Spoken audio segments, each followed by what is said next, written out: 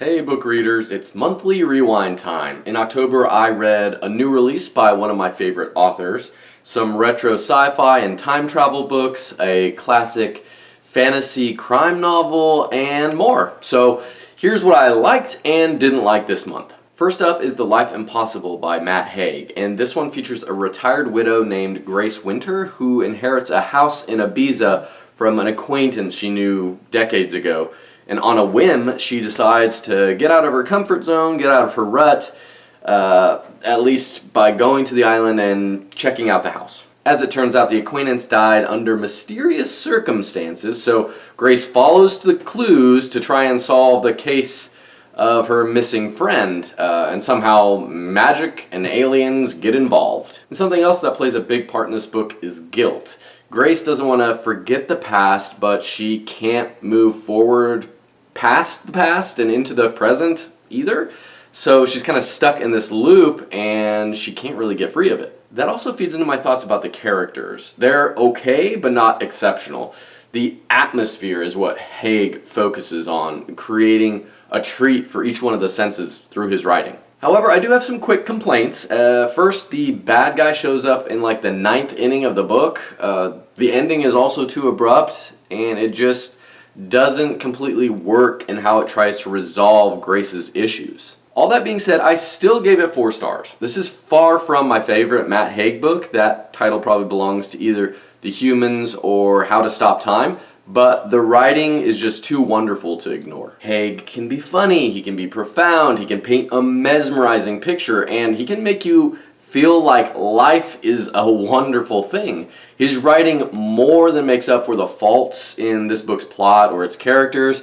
His writing makes this book worth reading. Next up is Inherit the Stars by James P. Hogan. This sci-fi book has a really cool concept as it starts off with a 50,000-year-old human corpse being found on the moon. This ancient dead dude is nicknamed Charlie, and the discovery of his body overturns everything we know about our history, evolution, and human origins. Mystery after mystery pops up as the characters methodically look into each unknown. Once they figure something out, that opens up more questions that need answering, and because of that, it's fairly cyclical. Most of the time, the end of each chapter is the aha moment, and the beginning of the next chapter starts looking into the newest mystery. Like I said, it has puzzle after puzzle, and every time you think you're done, there's this, but wait, there's more moment. It's fun. This detective-style story where you get a front seat to the characters unraveling the puzzle of Charlie, it's great, like I said, but it can also wear you out with its repetition. So I gave this one 4 stars as well. This was a unique thought experiment about the origins of mankind and interstellar connections.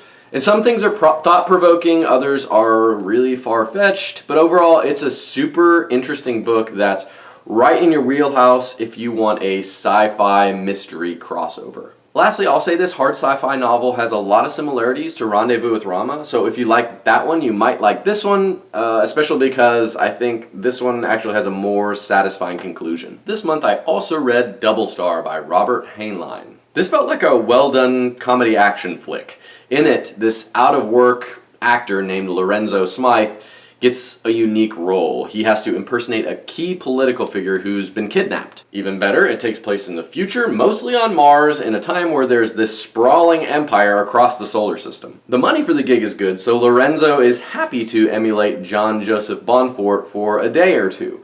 But things start to get real, and the stakes get higher. Lorenzo soon realizes that he's just stepped into a really important role, and he better be fully committed to pull it off. This was 4 stars for me. It's a light-hearted yet fascinating ride that's full of witty dialogue and questions about identity, values, and the truth. My favorite parts by far had to do with Lorenzo's techniques and reasoning for his decisions about how he was playing this role.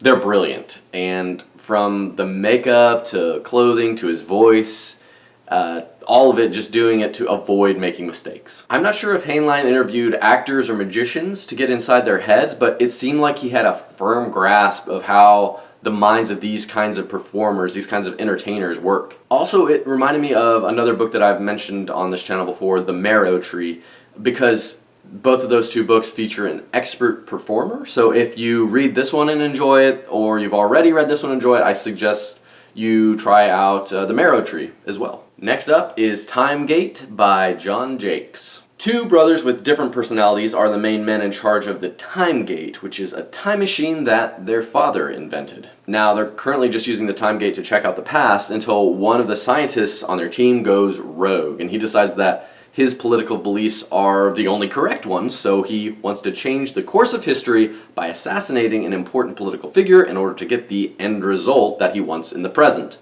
This premise felt really relevant in today's political climate that seems to deal in absolutes, like, if you're not completely with me, then you're completely against me. Anyway, after this madman starts changing the past, the brothers have to deal with the paradoxes that pop up, and then also button up loose ends so that everything will go back to normal. Oh, and a talking robot journalist joins in to document everything, which totally felt like an element just thrown into the plot for the fun of it, but hey, I liked it. So I gave Time Gate 3 stars. I'd recommend it to novice time travel readers. The concepts are simple and the characters are straightforward, but I still had a good time reading it. However, if you want something complex with deep questions and twisty, turny timelines, you may want to read something else. Another book I read this month was Chocky by John Wyndham. And I mentioned this book in my recent video about first contact novels, but if you didn't catch that one, then here's a quick recap of the story.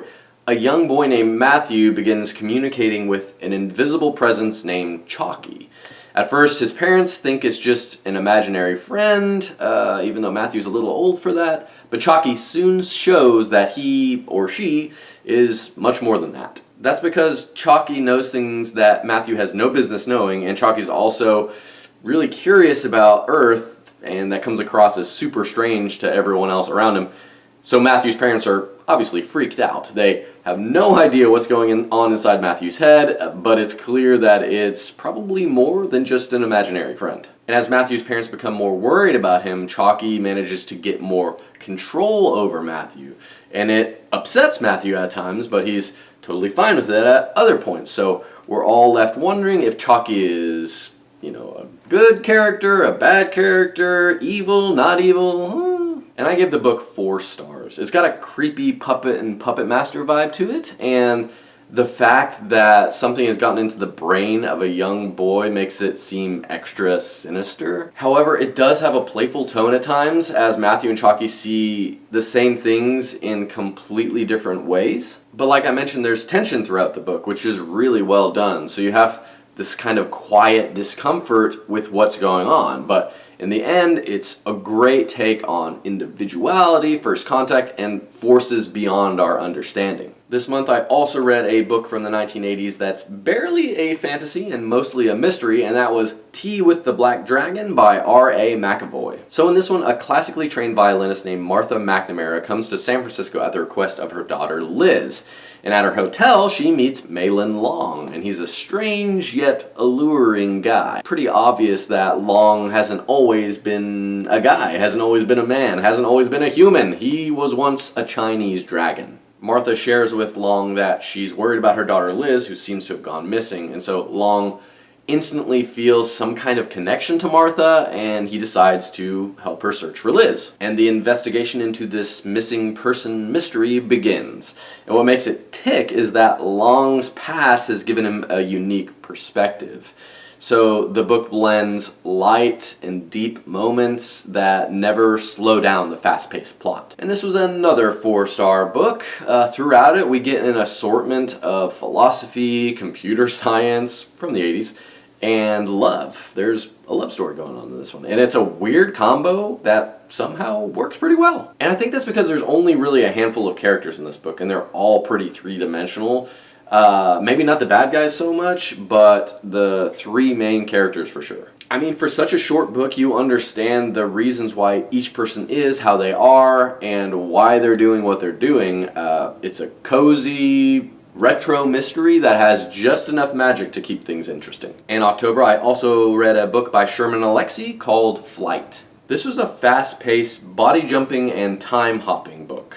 The main character is Zitz, an angry half-Native American teen in the foster system who doesn't really feel like he belongs anywhere. His anger takes him down a dangerous road, eventually leading to a mysterious time-traveling adventure. But he's not traveling back into his past, he's transported into the bodies of various people throughout history, including an FBI agent during Native American uprisings and a soldier at the Battle of Little Bighorn. This crazy body jumping lets Zitz look at race from different angles, and he also gets to meet personal and cultural heroes and then get a taste kind of for what he's always wanted. But he also comes face to face with betrayals by best friends and parents and these consequences of violence that have happened both in the past and in his present. This must have been a 4-star month because I gave this one 4 stars as well. Alexi's raw, often playful writing style is one of a kind. I've read a handful of books by him, and that's really what always sticks out to me. So, I mean, in the end, Flight is this time travel book that's about so much more. It's about healing and growth and trying to break these serious cycles that plague us all. Next up is The Strange Library by Haruki Murakami. Strange is absolutely the best word to describe this novella. I mean, the writing itself is great, but the content is bizarre. So this book features a young boy who just wants to borrow some really obscure books, and unfortunately he ends up trapped in a super weird library. After he's led into the library's labyrinth by an old man, the boy is imprisoned and told he has to memorize 3 books or else his brains will be eaten. As he plans his escape, mostly because he doesn't want his mom to worry about him missing dinner, he meets a sheep man and a mysterious silent girl who talks with her hands. And I gave this one 3 stars, and honestly, I have no idea what I read. I'm sure there's a message in there somewhere, but I have no idea for the life of me what it is. The book left me disoriented, kind of in a WTF kind of mindset. It was strange. If you've ever walked through a giant library and kind of gotten yourself lost and found yourself in some weird section, it's like that. And you know you'll find your way out, but the experience is a smidge uncomfortable, and that's The Strange Library for you. I don't know what else to say. And the last book I read this month was All the Horses of Iceland by Sarah Tolmie. I stumbled on this historical fantasy book that dives into the mystical origins of the horses roaming around Iceland. The story is told by a Norse trader named Eyvind, I think, and it feels like you're sitting around a campfire listening to this guy's tall tale. The story has shamans, it has visions, and a bit about the bond man and horse can form together. It was okay. 3 stars for me. While the writing was great for the most part, it was also kind of tough to follow the story at times. It got almost too poetic and lyrical, and I wanted a more direct approach. Strange as it seems, I could have done with less magic, maybe? And that's not something I say too often. There you have it, all the books I finished in October. Let me know in the comments what you've been reading lately, and don't forget to like and subscribe. Happy reading.